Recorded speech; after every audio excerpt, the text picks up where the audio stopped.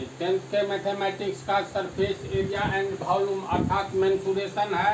प्रश्नावली 13.1 का पार्ट 9। तो क्वेश्चन नंबर 5 क्वेश्चन है, एक घनाकार ब्लॉक के एक फलक को अंदर की ओर से काटकर एक अर्धगोलाकार गड्ढा इस प्रकार बनाया गया है कि अर्धगोले का व्यास घन के एक किनारे के बराबर है। शेष बचे ठोस का पृष्ठीय क्षेत्रफल ज्ञात करे। तो घनाकार ब्लॉक ठोस है। घनाकार ब्लॉक का अर्थ हुआ, ये मान लो कोई लकड़ी का घनाकार ब्लॉक है, तो घन जैसे किसी मोटी लकड़ी को काट लो, बना लो, तो ये घनाकार ब्लॉक कहलाएगा। तो इसका चित्र थोड़ा दूसरे ढंग से है। जैसे घनाकार ब्लॉक कैसे बनाओगे, तो एक वर्ग छाप लो पहले, अर्थात घन का एक पृष्ठ हुआ।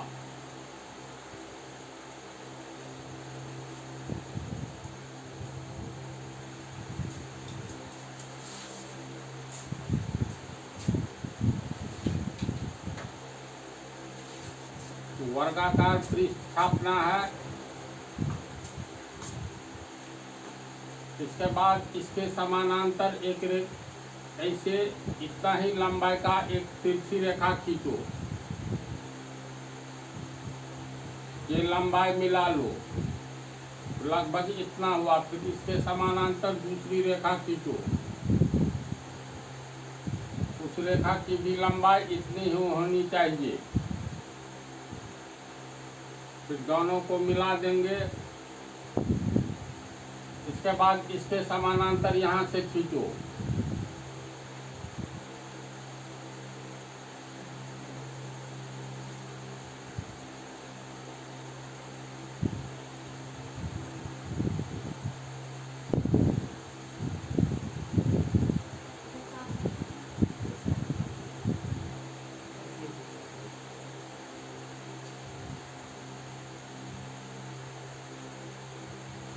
इस तरह से बनाएंगे। घनाकार ब्लॉक हो गया। इसमें 3 ही पृष्ठ दिखाई देते हैं। तो इसका मतलब इस पृष्ठ के नीचे एक पृष्ठ है, इस पृष्ठ के उधर है, इस पृष्ठ के इधर है। तो गिनती करो तो 6 हो गया। ये घनाकार ब्लॉक है, ठोस है, मान लो लकड़ी का ही है। तो एक घनाकार ब्लॉक के एक फलक को 6 फलक यानी 6 पृष्ठ है। तो किसी एक पृष्ठ को अंदर से काटकर एक अर्धगोलाकार गड्ढा बनाया गया है। यानी अर्धगोलाकार गड्ढा इस टाइप का। मान लो ये ऊपर वाला पृष्ठ है, तो ऐसे होगा। मान लेते हैं ये ऊपर वाला पृष्ठ पर बनाया गया है।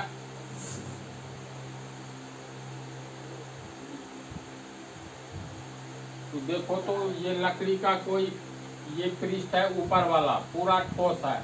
काटेंगे अर्धगोलाकार, तो यहाँ का सब लकड़ी ठोस निकल गया।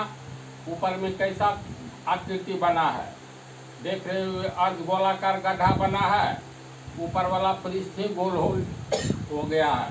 तो इसमें हम लोग इसको कैसे बनाएंगे, तो इसके लिए चारों का मध्य बिंदु ले लो।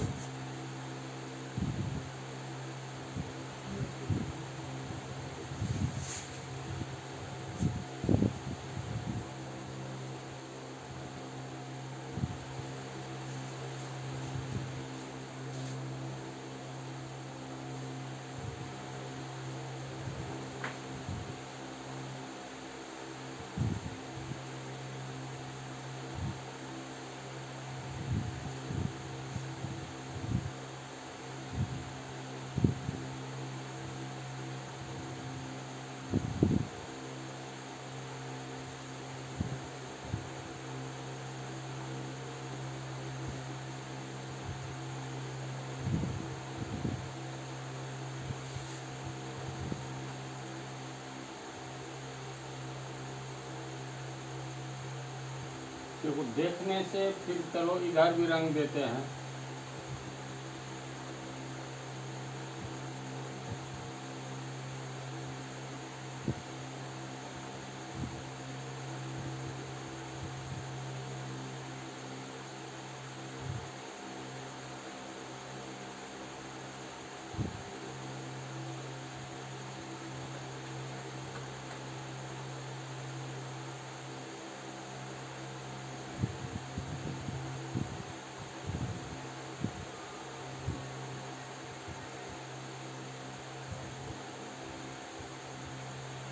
चित्र को ध्यान से देखो। ऐसा लगता है जो एक घन के ऊपरी पृष्ठ में अर्धगोलाकार गड्ढा बना दिया गया है। यही है हिसाब में एक घनाकार बलौक। मान लो ये A B C D E F एक घनाकार बलौक है। इस बिंदु को जी मान लेते हैं।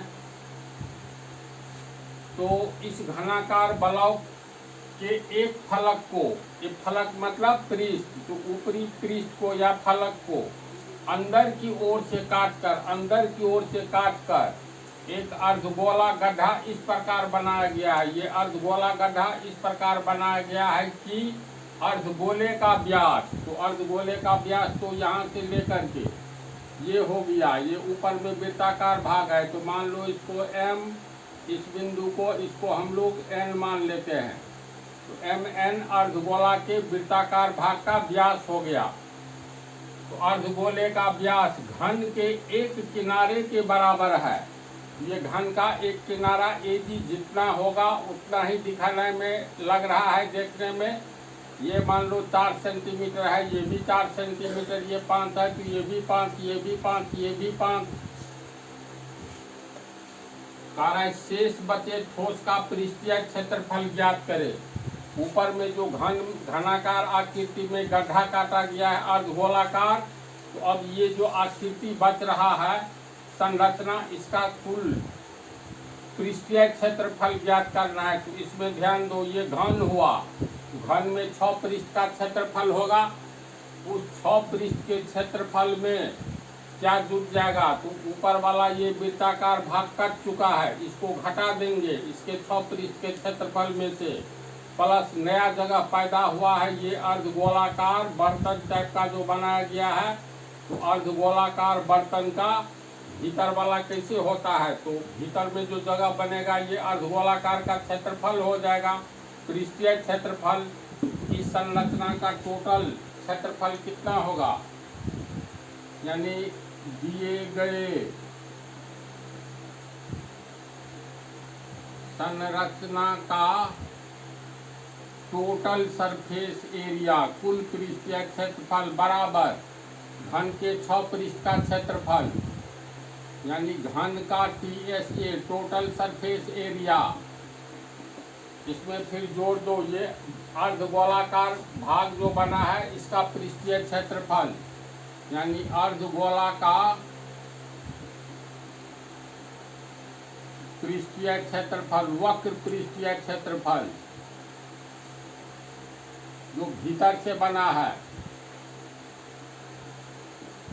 लेकिन हम लोग घन का टोटल सरफेस एरिया तो जोड़े हैं, लेकिन छठा पृष्ठ मान लो ऊपर वाला को, तो इसमें से वृत्ताकार भाग का एरिया कट गया है, यानी घट गया है। तो इसको हम लोग घटा देंगे, तो लिखेंगे अर्धगोला के वृत्ताकार भाग का क्षेत्रफल माइनस अर्धगोलाकार बर्तन के वृत्ताकार भाग का क्षेत्रफल।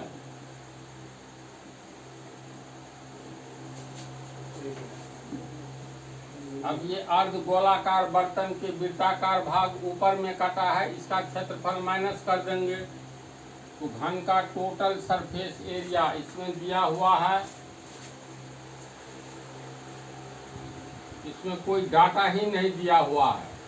तो मान लो इसका घन का टोटल सरफेस एरिया 6 गुने भुजा स्क्वायर, भुजा को कुछ मान लो, चलो x मान लेते हैं, तो सब भुजा x होगा, यहाँ तक कि ये भी डायमीटर भी इसका x होगा। तो 6x स्क्वायर प्लस अर्धगोला के वक्र पृष्ठ का क्षेत्रफल, तो ये होता है 2πr स्क्वायर। r का मान हो गया यहाँ से यहाँ तक डायमीटर mn, तो mn बराबर d हुआ। तो r बराबर कितना होगा, mn कितना माने हैं, ये x माने हैं, mn, तो mn हो गया तुमको x, इसीलिए r बराबर d का आधा यानी x/2 हो जाएगा।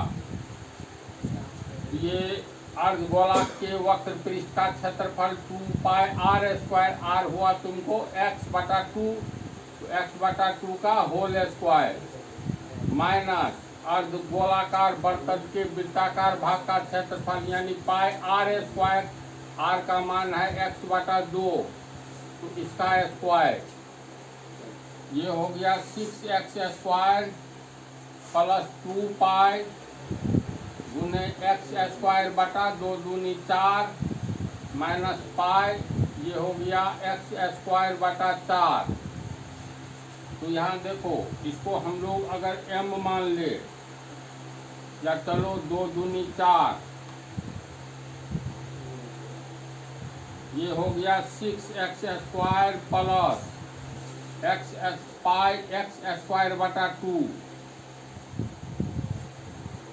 Minus pi x²/4।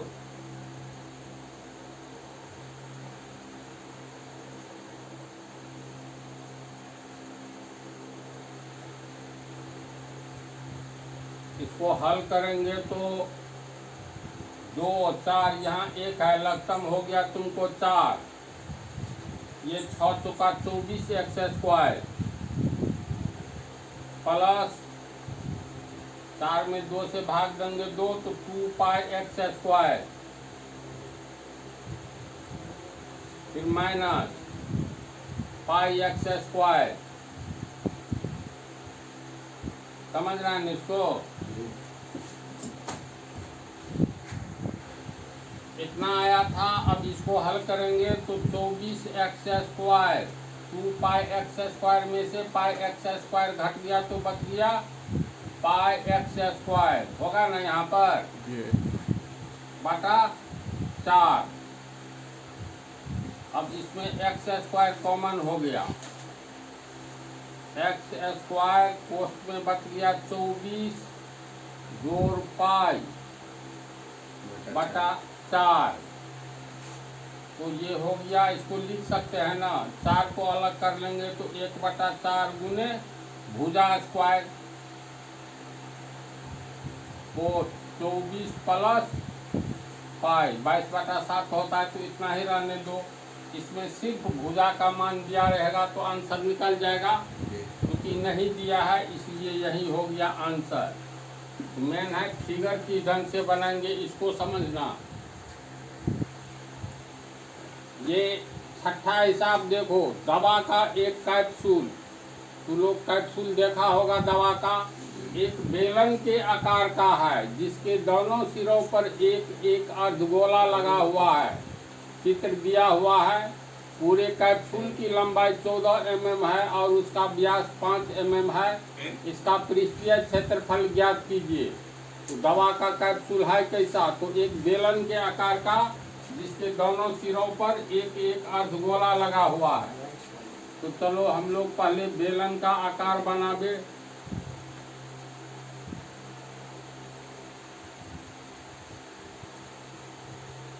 ये हो गया तुमको बेलन। कौन जी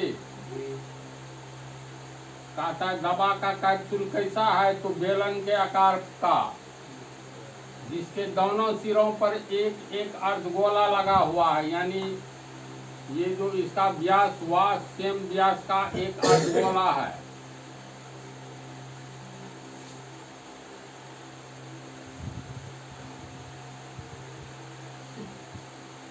अब याद करो, दवा दुकान में जाते हो तो इसी टाइप का कैप्सूल होता है, तो होता है ना। जैसे ये हो गया बेलन का आकार का, यानी ए बी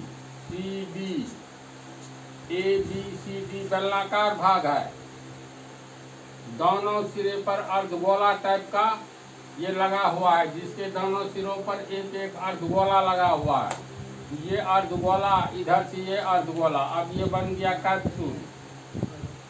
पूरे कैप्सूल की लंबाई 14 mm है, तो पूरे कैप्सूल का अर्थ हुआ यहाँ से लेकर के इस बिंदु तक को मिला दो। इसका ये केंद्र हो गया O, इसका केंद्र हो गया ओ डैश।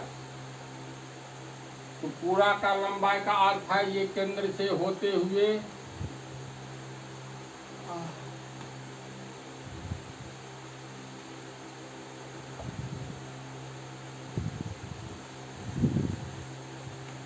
इस लंबाई को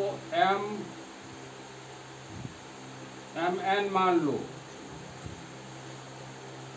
प्रश्न में है पूरे कैप्सूल की लंबाई 14 mm है, mm से मिलीमीटर, यानी कैप्सूल की लंबाई mn हुआ।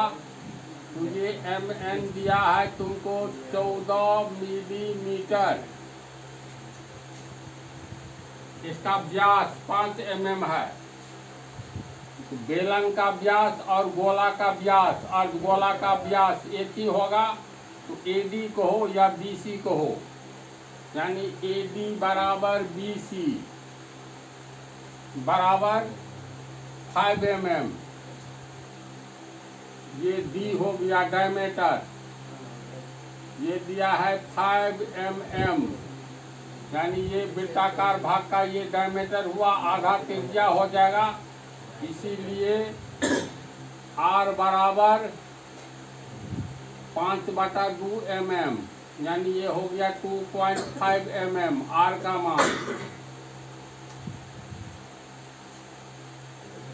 इसका पृष्ठीय क्षेत्रफल ज्ञात कीजिए। ये कैप्सूल जो है बेलनाकार भाग का पृष्ठीय क्षेत्रफल प्लस इस अर्धगोला का पृष्ठीय क्षेत्रफल और इस अर्धगोला का पृष्ठीय क्षेत्रफल, दोनों अर्धगोला का पृष्ठीय क्षेत्रफल का मतलब दोनों अर्धगोला को ज्वाइंट कर दोगे, एक पूरी गोला का क्षेत्रफल प्लस बेलनाकार भाग का पृष्ठीय क्षेत्रफल होगा इस कैप्सूल का क्षेत्रफल।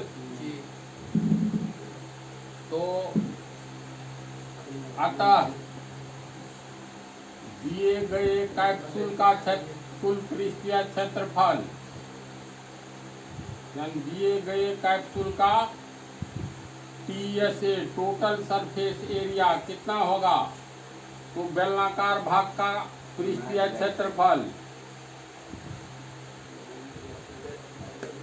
बेलनाकार भाग का टोटल सरफेस एरिया, टोटल नहीं बेलनाकार भाग का भाग के वक्र पृष्ठ का क्षेत्रफल, इसमें जुट जाएगा ऊपर वाला अर्धगोला। इसमें बेलनाकार भाग के वक्र पृष्ठ का क्षेत्रफल प्लस अर्धगोला का कितना होगा वक्रीय पृष्ठ का, तो 2πr² और नीचे वाला अर्धगोला का 2πr²। तो बेलनाकार भाग के वक्र पृष्ठ का क्षेत्रफल कितना होता है? तो 2πrh प्लस 2πr², 4πr²। इसमें कॉमन है 2πr,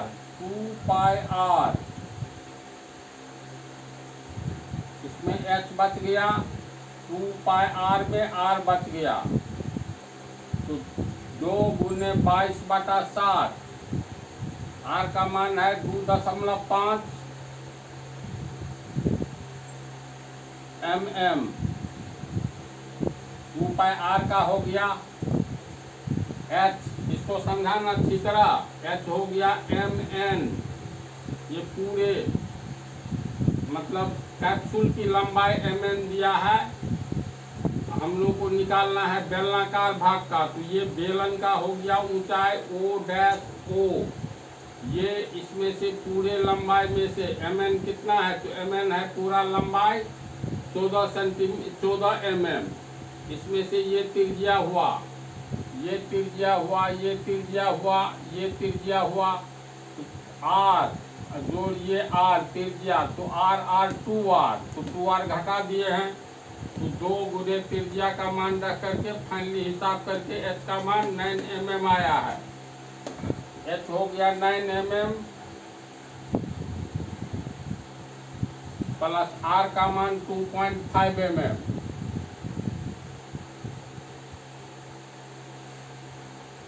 तो इसको गुना करोगे तो 22 वो 2.5 से तो 55, अब 55 दूनी हो गया 110, तो 110/7 mm। पोस्ट 9 2.5 हो गया 11.5 mm। इसको गुना करने के बाद आएगा 2πr कॉमन लिए तो इसमें बच गया h। 2πr तो यहाँ मिस हो गया है 2r होगा। देखो 2 दूनी 4 अब πr²। तो पोस्ट में हो गया 2, यहाँ पर 2 से गुना हो जाएगा 2r। r का मान 2.5 mm गुने 2। तो इसको गुना करने पर हो जाएगा 22 को 2.5 से गुना करेंगे 55 दूनी 110 mm/7। ये हो गया 9 mm प्लस 2.5 दूनी 5 mm।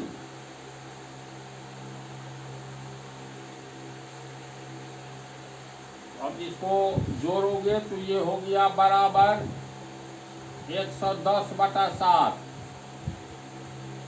mm गुने 9 और 5 14 mm। 7 दूनी 14 110 दूनी 220 mm मिलीमीटर²। यानी 220 वर्ग mm। इस कैप्सूल का टोटल TSA हो गया। ये कैप्सूल का TSA। इसमें भी विशेष बात नहीं ही है। बेलन पर अर्धगोला अध्यारोपित है, इधर भी अर्धगोला है, दोनों अर्धगोला का व्यास समान है। इसका मतलब दोनों मिलाकर के एक पूरा गोला हो गया। तो पूरे गोले के क्षेत्रफल में बेलन का पृष्ठीय भाग का क्षेत्रफल जोड़ दो, सिंपल सी बात है। तो इस हिसाब के बाद अगले पार्ट में बतलाएंगे।